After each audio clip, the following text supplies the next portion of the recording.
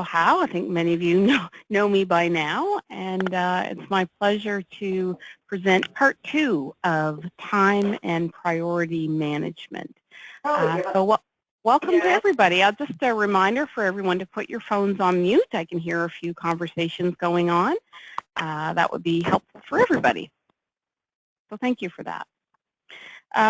Please feel free to send me messages or notes on the GoToMeeting program if you have a question. I'm keeping an eye on that as well as we go through the session today. And as always, I love questions. However, I seldom get them from you folks. But please feel free to jump in and chime in at any time, or just pop me a message and I'll be glad to address your questions. How do I mute? Oh, good question. Good question. Let me see here. Anybody have any thoughts on how to mute? Unless it's on, oh, someone says *6. Thanks, Kathy. Did that work? Well, I guess you couldn't answer because you're on mute, so I'll assume it worked. Fantastic. Some of you should have a mute button on your phone, so you can use the mute button on your phone as well. Either will work. But I think we've got everybody on mute, so that's great. Okay, so time and priority management. So I want to get into this, and I first need to make sure that my PowerPoint's working. There we go. So if time and priority management were such an easy thing to do, we'd all have no problem with it. And I think most people at some level, whether in your work life, in your personal life, or combination of both, we struggle to figure out how to manage our time. There just never seems to be enough of it. And so what I'm hoping that I can do is give you a few nuggets, some food for thought in terms of how you can start managing your time. And quite frankly, a lot of this is a shift in your thinking. Certainly you can do a few things differently. There's probably a few things that you may pick up from here that you can do. But I think it starts with a mind shift. And that's what I want to talk to you about today. And I've got some thoughts on that help me manage my time. So definitely it will take a shift in thinking and changing a few habits. So first I want to talk about the stress that we all at some points tend to encounter because there's just so much on our plates. We've got so much that we have to do these days, work pressures, client pressures, and it's coming at us from all angles. And somehow, some way, we figure that we're supposed to get it all done. And you know what? Sometimes we can, but for a prolonged period of time, living under the pressure of trying to figure it all out and get it all done, we've all seen it. It's not good. It's not good for your health. And as the slide says, if your sympathetic system, really, it's a whole system. But if you're in a constant state of sympathetic stress, if your body is constantly pumping out adrenaline, that absolutely has negative effects on you. And so as it says here, it can increase your blood pressure, it impacts your digestion patterns, decreased immune function is the one that I see quite often. So you ever see someone, they've been going crazy and they're working on this project and it's been weeks of just, days and nights of plugging away. And then as soon as they're done, they get the flu. Or maybe that's happened to you. Well, a lot of times that's not just, a bad coincidence. A lot of times that's because of that intense pressure that you've been under. Your immune system, the ability to fight off what's out there is significantly decreased. And I know I'm not saying anything that is new to a lot of you, but I really want to underscore the point that constant pressure that we're under absolutely takes its toll on us physically and mentally. And so, that sense of being tired and that, the sickness that often comes sometimes during and often after, we've really put in a long span of stressful work. It's not free. It comes at a cost. And so maybe there's ways that we can think about managing our time so that, we can release the valve a little bit on the pressure that we put ourselves under. Not always easy, because when things are due, they're due. And what the boss wants, the boss wants. And what clients need, clients need. So I'm not pretending as though everything I'm suggesting is everything you should all go away and implement. But what I am suggesting is think about a couple of things you could do differently. Think about one or two different ways that you could think about the way that you approach your work. And if you've got it all figured out, please let me know, because I'd love to hear from you. But most of us struggle. So here's an interesting graph that if you work more than 2 weeks of overtime, your productivity actually goes down. So at 1 week of overtime, you're banging it out. You're getting things done. It's great. You're going to peak at about 2 weeks of sustained long work hours. So we're talking, over 8 hours, 10, 12, 14-hour days sometimes. But as those weeks go on, you'll see that the productivity wanes, because we're just typically not able to maintain long periods of sustained focus, energy, commitment, and finishing of a lot of the things that we start. If you're doing that in a prolonged period of time without some break, your productivity actually tends to go down. And so that's a really important stat. That's an important thing to keep in mind, that you may be doing things, but what are you getting done? So that's the question. So what are you bringing to an end? What are you finalizing? And then what's the quality of that work? So sometimes extra time on something, absolutely you can reap the benefits, but after a prolonged time, you've got to start asking yourself, okay, is that going to make sense? Which is a really important thing to think about as you're planning projects. So if you're doing planning for a team, or if you know that you're going to be full out for 4 weeks during an implementation, this is good to keep in mind, so you can think about, where do I need to plug in breaks? Who do I need to bring in to the team? What resources do I need to employ so that you can maintain a level of productivity, not just for yourself, but maybe for an entire team? So something to think about, and there's a lot of interesting stats. You can really even just Google them around, productivity attainment, productivity spike, productivity versus time. There's a lot of good solid research out there that can give you more information, but this is really the gist of it. So I'm a huge believer in unitasking. I am not a believer in multitasking. And I don't think that people generally can multitask, not effectively. And I think many of us have heard this. It's becoming more and more evident that multitasking isn't literally doing 2 things at once. It's quickly switching back and forth between 2 things, maybe even 3. And so do we really reap the effects of what we think is multitasking? Probably not. And so unitasking is something that I'm a strong believer in. I frankly couldn't do 2 things at the same time anyway. I can't even, chew gum and walk. And I know a lot of people are that way. So I've never even tried to multitask. When people say, oh, if you're looking to, maybe if you're looking to recruit somebody and I'm a great multitasker. Well, what does that mean exactly? I'd rather hear that I'm efficient at what I do. I'd rather somebody that is smart about the way they work and not necessarily multitasking, because it does draw into question quality sometimes.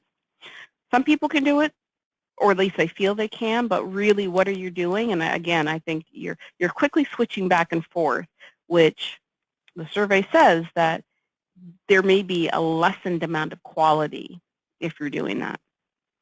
So it takes a little bit of the ability to be disciplined, to say I'm going to work on this project or this paper or this report before I move on to something else. I'm not going to work on the report while I'm having the phone call with the client.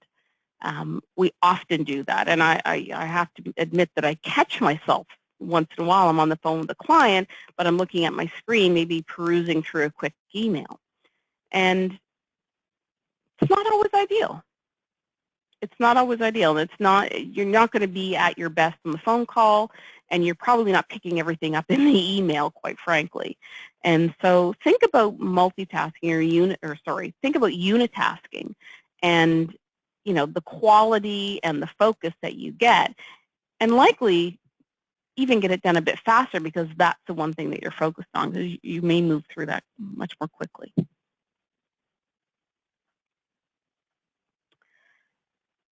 So part of this whole discussion around managing time is also, these go hand in hand. So managing time means that you've got to prioritize. You've got to do both. And so what if you have to prioritize between the steering wheel, the engine, and the brakes? What if they're all important? You can't drive your car without those three components. All three are really important. So how do you prioritize? How do you figure out what needs my attention quickly, or what needs most of my attention, or what needs my attention right now? And so that can be tough. That can be tough to try to figure that out, quite frankly. So sometimes we have to be ruthless. And sometimes we may actually have to choose between the steering wheel, the engine, and the brakes. And initially, I'm thinking most people are thinking, wow, well, I can't do that. I can't choose between, the client, the project I'm working on, and my deliverables to my boss. Like, there is no choice. They're all just very important. I'm not saying not do them. I'm asking you, what takes precedent in my firm? So this sometimes can go back to the values of the organization. So an easy one for me is that the client will always be first. That's a no-brainer within my firm. And so depending on your role, depending on what it is that you do and where your focus needs to be, that should help you decide. So figuring out what needs to come first is often the toughest part. And maybe you focus on the steering wheel and the engine, and the brakes need to be given to somebody else. So just thinking through, and if you're ruthless, and I love that term, ruthlessly, if you are ruthless about what needs my attention and focus, what do I need to put 100% into right now? Think about what is going to matter the most in the short term. That's one way to look at it. You can also think about what's going to matter most in the long term. And I've got some thoughts on that I'll share later. But really being ruthless about, where's my energy best spent right now is a helpful thought. So this is what I meant to talk to you about. And this is a theory that I subscribe to, and I quite like it. So when I'm making decisions, or if I'm prioritizing or trying to decide where to spend my time, the question I ask myself, or if I'm coaching with someone, the question I'll ask them, how much will this matter in 10 minutes? How much will it matter in 10 months? And how much will it matter in 10 years? If it's not going to matter much in 10 minutes, it's probably not that important. probably not something you necessarily need to deal with right now, or maybe you don't need to deal with it. If it's going to be important in 10 months, well, that's got a little more significance. That's a different ball game. And so if it's going to matter in 10 months, if it's going to be important in 10 months, then that's something I probably should be focused on. I should be thinking about managing, prioritizing, whatever. And then finally, if it matters in 10 years, you're talking strategy, you're talking long-term game. And so if it matters in 10 years, the question becomes, do I or should I be dealing with it now, or should I be stepping back, looking bigger picture?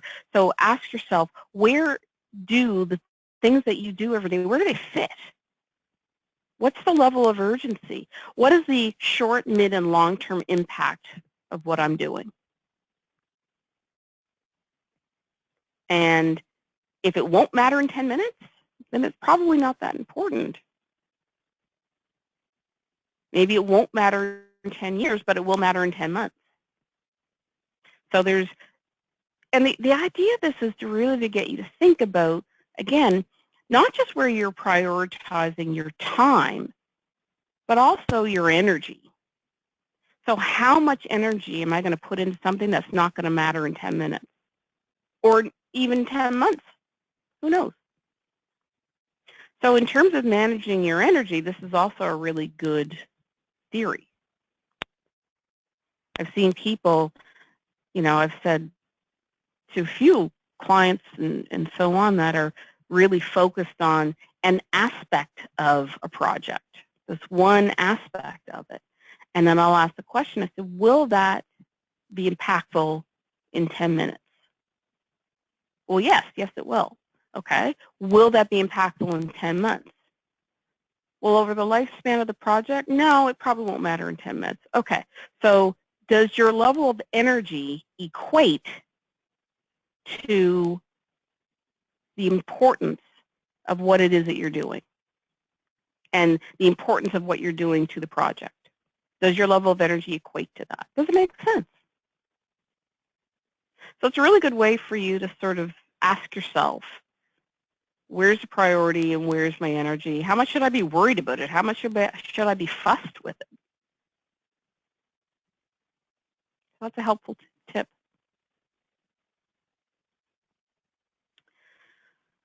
So you've all seen and heard the analogy about the rocks, the pebbles, and the sand. And it was tough to find a picture of this, quite frankly, but I was happy that I found this one. And so for those of you that don't know, I think most of you might, but the idea is that if you prioritize your time correctly, you really can fit it into your day.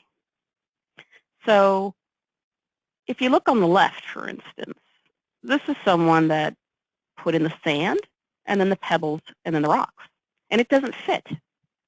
All of those things don't fit in the jar of the day.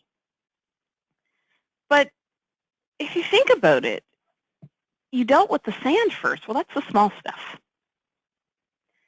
Then you dealt with, you know, sort of the daily tasks, the medium level, medium important work. And then you tackle the big stuff. And it doesn't fit into the jar. But on the right-hand side, this person dealt with the big rocks first, then the pebbles, and then poured the sand into the jar. And then it fit. So it's the same amount of rocks, pebbles, and sand. But the way that the time was managed made all the difference.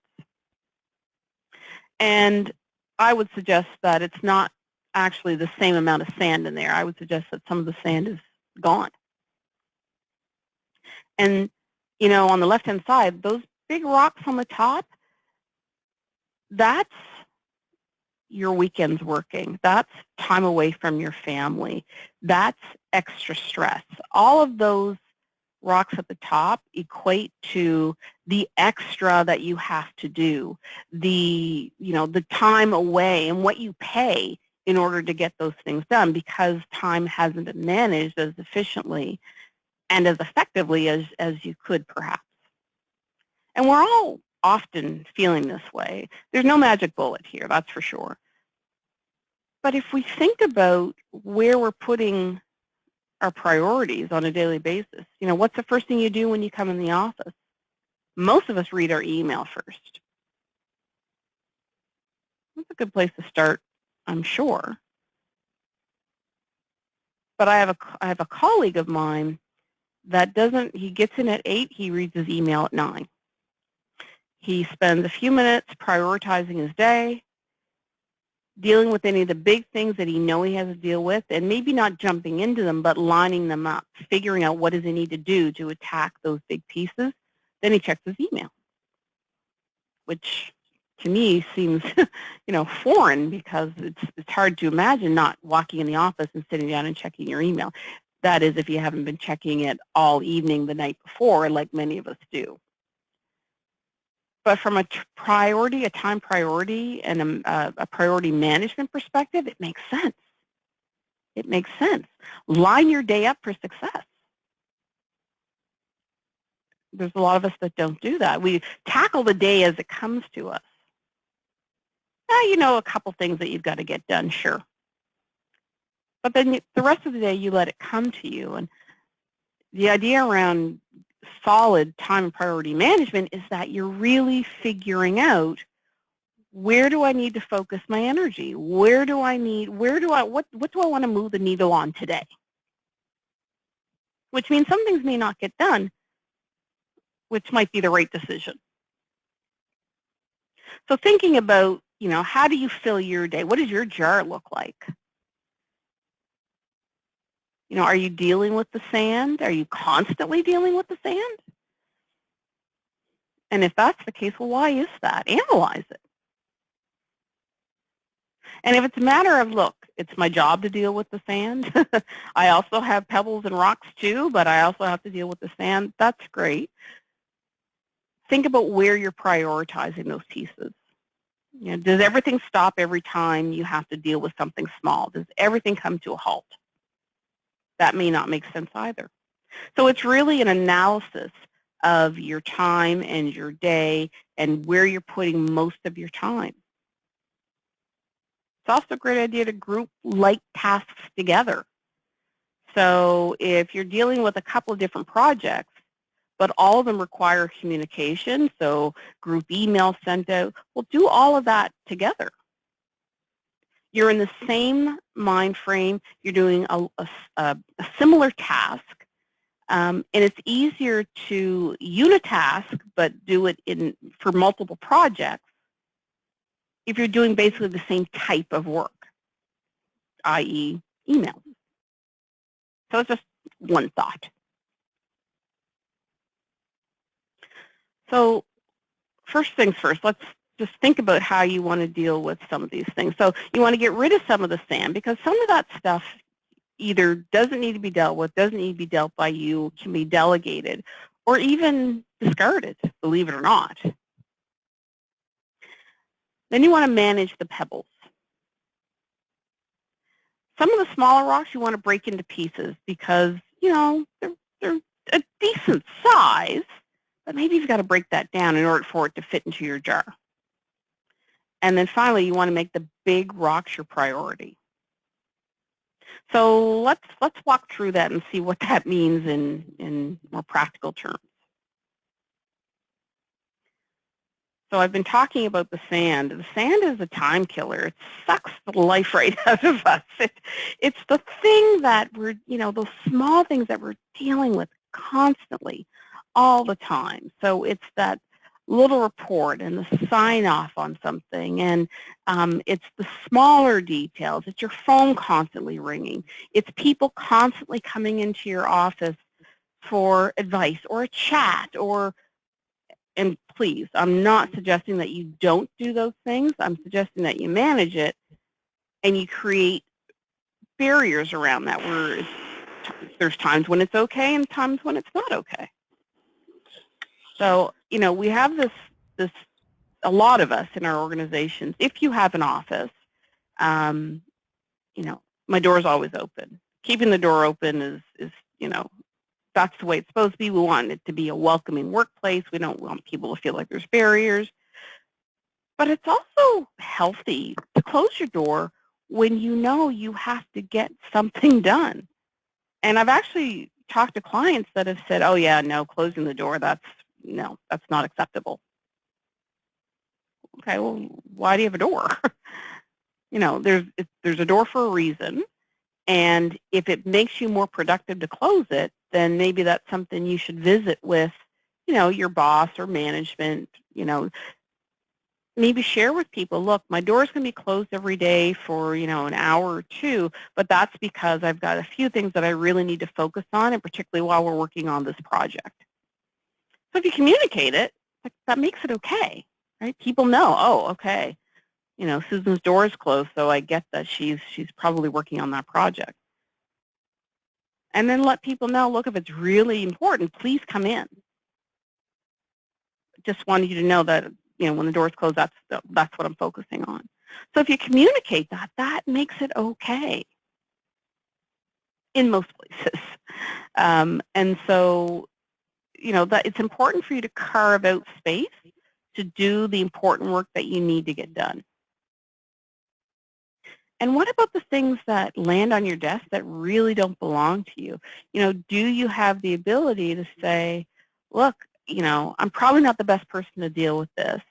I'm going to send this off to so-and-so, right? If you pick up the phone and it's someone complaining, well, maybe you need, I'm going to send you off to customer service. I hear you. I want to make sure that you're talking to someone that really can help you. So delegate, move the sand off where it makes sense to do so, and recognize when something's coming to you that it actually is sand.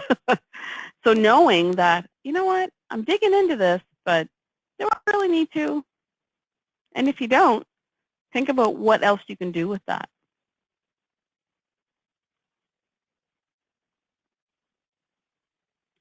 So managing the pebbles instead of reacting to them. So what I mean by that really is, I said earlier that sometimes our day just comes to us. And absolutely, things come out of the blue, things get dropped on you, and oftentimes people think, oh, Sally's so good at that, I'm just going to ask her to do it. And of course we want to be helpful. Of course we want to say yes. Of course we want to support our colleagues. But you also want to be mindful of, does it make sense? Am I doing this to be nice? Does it make sense for me to be doing this? Or is it something you can schedule in? So if something does get dropped on you, hey, when do you need this by? I'm happy to help out, but when do you need this by? Because I'm really focused on X at the moment. But if I can get this back to you tomorrow, I can certainly plug it in and get that done for you. So having some awareness of your own capacity and the space that you have to do things is a part of time and priority management. There's really some tough conversations at times that are required in order to manage your own time. Or maybe not tough, but maybe uncomfortable conversations.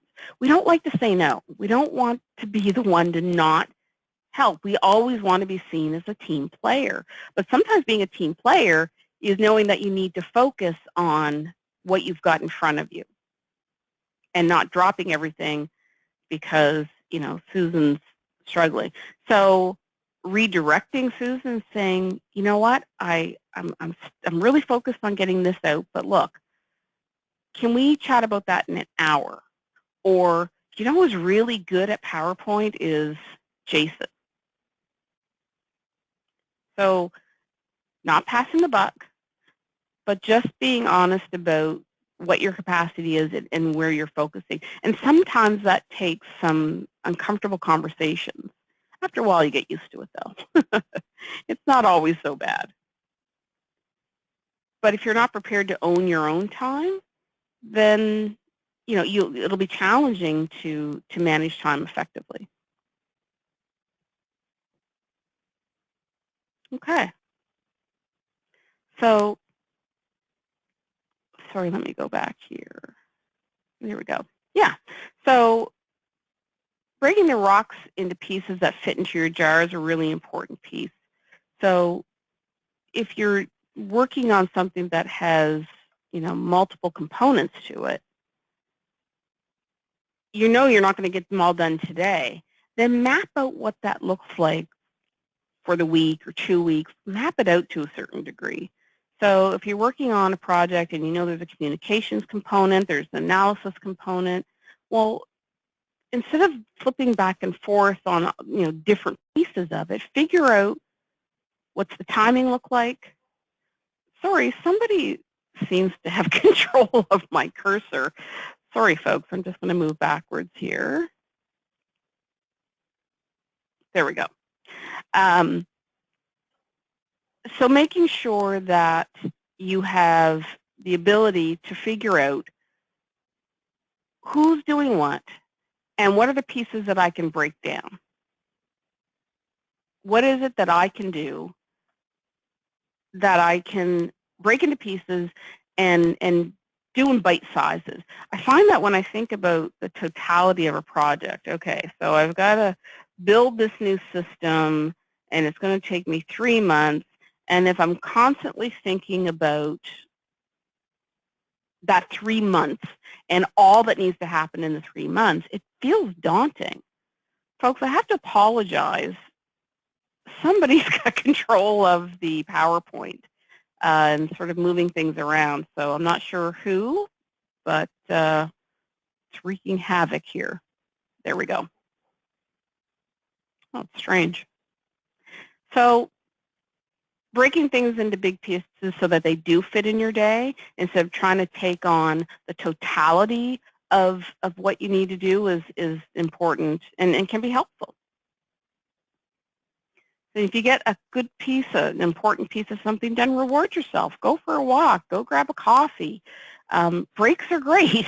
Breaks are helpful. They clear the mind and they absolutely help you sort of reset and refocus. And so reward yourself when you get something done, and it often feels good anyway, but the reward can actually pay dividends going forward.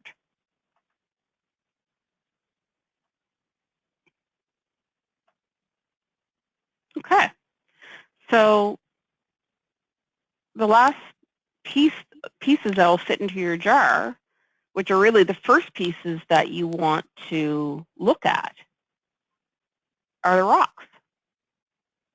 So those big, chunky pieces of work that you need to do, whether it's a meeting.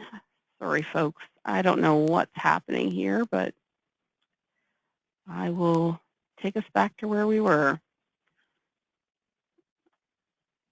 Okay. So those big chunky pieces definitely are what it is that I would suggest is, you want to tackle first. So I mentioned my colleague that comes in at the first of the day, and he looks at what are the big pieces that I need to be thinking about today. Who do I need to be collaborating with? Who do I need to be in contact with? What do I need to accomplish today? And he thinks about that first and then lines a few things up. Maybe he knows he needs to make a phone call, whether a conference call, whatever. So he lines those pieces up first. Then after he's done that, that's when he goes to look at his email. So another example of just how someone, and he is a guru when it comes to time management, he gets an awful lot done in the course of a day. I don't know how he does it, but he doesn't seem any more stressed, than when I see him in the first part of the day. And so I've always admired that about him. And so I've over the years tried to, get tips, and you have to form new habits. And so, coming in and not checking the email first thing, that's a tough habit to break. Doesn't mean that they're not important and that you're not going to focus on them. but what's the most important part of my day? And that is figuring out what does my day need to look like to accomplish the most that I can accomplish today. And then building on it from there. So filling my jar with the big rocks first. Then you get to the other stuff.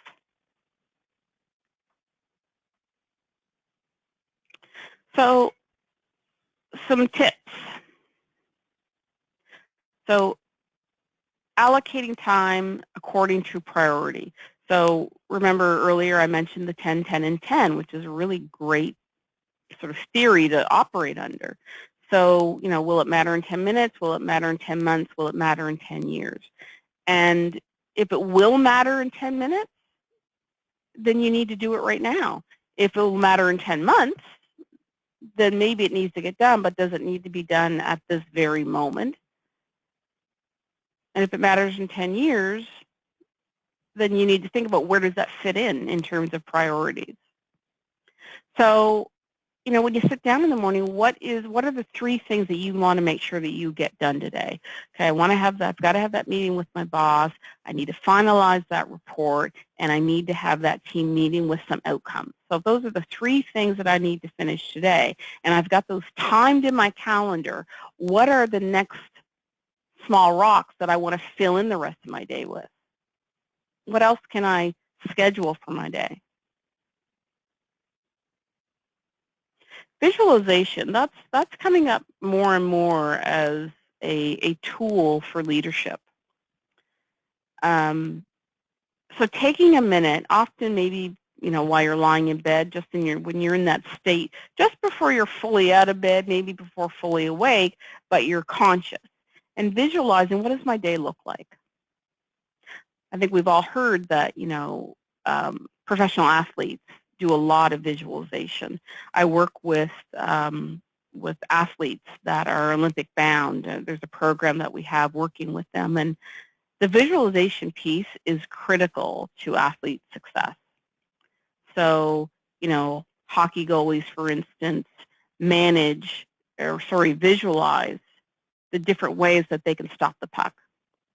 So whether it's in a butterfly stance, whether it's I have to apologize, my husband's a hockey goalie. And so, you know, visualizing and hearing and smelling and feeling what it's like to stop the puck. And so it's similar in that if you can start to see what your day looks like, you start playing that out in your mind, even if you just do it for 5 minutes. When things start to go sideways, you'll recognize it pretty quickly because you visualize what you want it to look like. And so it gives you the ability to sort of, you know, recalibrate, if you will. It's easier to identify and then recalibrate. And that's what, you know, a professional hockey goalie would tell you, that, you know, if he's in a stance and he's preparing for the puck, and it's coming at him, and he knows that, okay, that's not where I thought the puck was going to go. It's not what I visualized, then you reposition. Now, this happens in nanoseconds, of course, but apparently that's how the brain works, says the sports psychologist. So that can work in business too. That can work in your daily life to a certain degree as well. If it's proven to work in sports, why can't it work in our world? It can. We just need to start to do it. As I mentioned earlier, delegate those low priority items. So either delegate or just move them to a time where, you know, it's not a critical time in your day. Maybe it's at the end of the day. Maybe that's how you finalize things, is at the end of your day, is with those low priority items. And if that means you have to carry them forward to the next day, that's fine. If you were able to, you know, check off some of the bigger items that you really wanted to tackle in the day. One of the things I have learned to do, and I found this really tough, is that I leave a buffer between tasks. And for me, I kind of run from meeting to meeting. And so it's really about leaving, sorry, somebody's fighting with my PowerPoint here. it's really about leaving time in between meetings to make notes, to follow up, to take a breath. And so I usually have about a 15-minute, maybe 20-minute buffer between meetings, just so that I can find some space and time to sort of capture things, check email, think about, where I am on some of the tasks that I'd like to get done. And so it's important that we have the ability to regroup. And it's tough when you go from meeting to meeting and you don't have time to think about, what am I taking away from this meeting? What are my next steps? What are the takeaways? And so really helping me to figure out, what do I need to do and how do I carry this forward in an effective way? Sorry, folks. Let me just figure out where I am here. There we go. So leaving that buffer time, and this would say leaving a buffer time between tasks. So if you're working on a large report, leave 15 minutes at the end of that, or once you've finished it, so that you can take a breath. So that's how we things get, packed back into place when we're doing something, especially if it takes a lot of, fine detail and concentration. So give yourself time to step away from it.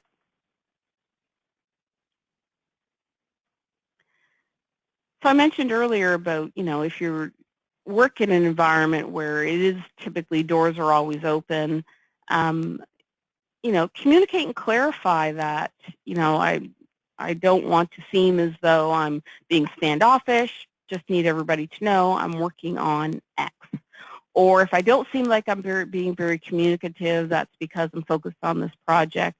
But please, come in, talk to me, step in my cubicle, whatever that is. So if the communication's there, it really makes it easy for people to figure out, that what you're working on has a priority. Analyze the use of your time. So are you, how are you spending time? Are you spending 80% of your time working on 20% of your tasks? Because hopefully the big rocks is what's taking up most of your time. Hopefully the big rocks is a smaller percentage of your tasks as well. But look at how you're using your time and look at where you're spending it. There's a lot of ideas around time management that would say, for 1 week, keep a log of everything that you do and how long it takes you to do it, and then analyze that. I'll admit, I've not done that. That just seems like a lot of work, but I know that there are people that have done that, and they say that it's amazing how much time you actually spend on the things that aren't the most important, but you sort of have to capture the data in order to analyze that. Don't react quickly to the low importance stuff. So the stuff that may seem to have a level of urgency, and we talked about this in the last session, that something may be urgent, but it's not important. So you need to think about, am I required to act right now, today, on this item? Is it something that maybe with a conversation can be then put aside for a better time? So it's really about, I have a tendency to be this way. Sometimes I have a quick reaction to things, but I've learned to sort of slow myself down a little bit and say, okay, where does this fit in the big scheme of things? If the client's very unhappy with something, well, yes, but that's urgent and important. That's different. So ask yourself, where does this fit, instead of sort of that knee-jerk reaction, and where and how should this be dealt with? And it'll prioritize itself if you think of it that way. Learn to say no is probably the toughest thing we struggle with. So no doesn't mean necessarily that you're not a team player. No can mean that it's quite the opposite, that you know that you're focusing on what you need to focus in order to contribute to the team. We just can't do it all. And I know that some people would say, well, gosh, my weakness is that I never say no. I take on everything. Okay, well, how does that work for you? Right? So those are the people that tend to get burned out, tend to feel the stress of the weight of all that they need to get done. And so sometimes maybe you're not the best person. Sometimes I'll ask a colleague in the office, hey, do you think you can help me with this? I really need to figure out, how to finalize this proposal.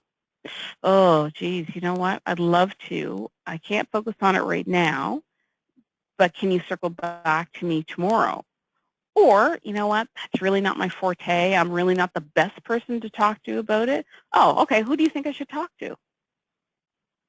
That's a no, but it's a very acceptable no. My feelings weren't hurt. They were honest. And so that's fine. But saying no doesn't mean that you're not playing with the team. Just might mean that I really have a lot on my plate and I have a whole lot to focus on right now. Wish I could help. And finally, don't let the unimportant details bog you down. So if you find that you're stuck on a minor detail, let it go, continue on, and then come back. So I've learned, because I'm a little nitpicky, I've learned to move my way through something. So if I'm writing, I don't know, an article or a paper or something like that, I'll write it and not nitpick as I go through, but I'll write it, just get my thoughts down on paper and then go back and review. So that could be, the same thing could be said for a report that you're doing, or a PowerPoint, or a strategic plan. It could be anything, but get your thoughts down, right? Get the big chunks of work down first, then go back, because it's a lot harder to try to squeeze in the components of a project within a time frame. It's a lot harder for you to try to go back and make time for the big pieces. A lot easier to get all that stuff down first, then go through the details. Such easy advice. But as one of those slides said, if how were that easy, we'd all be thin and rich, right? And so I hope that some of this has been helpful. And like I said, most of us won't take all of this away and implement it, but there may be a few nuggets in there that you can take away and say, okay, you know what, I'm going to try to do that a little bit differently. Or maybe I'm going to say no once in a while because it's the right thing to do for your own sanity and sometimes for your own health. But at the end of the day, figuring out how to manage your time and how to prioritize the big rocks, the pebbles, and the sand is really what is going to lead to the most success for you in times of time and priority management. So, are there any questions? Now I see one question. Oh, thanks everybody for the comments. I did have a question. I just want to go back to that. What if you're in the middle of doing something else and a client calls? Well, that's a great question. So I mentioned earlier that if a client calls, I'm going to take the call. I'll be honest. But once I speak with the client, then I can figure out, okay, is this an urgent client issue? Or is this, does the client just need to be addressed?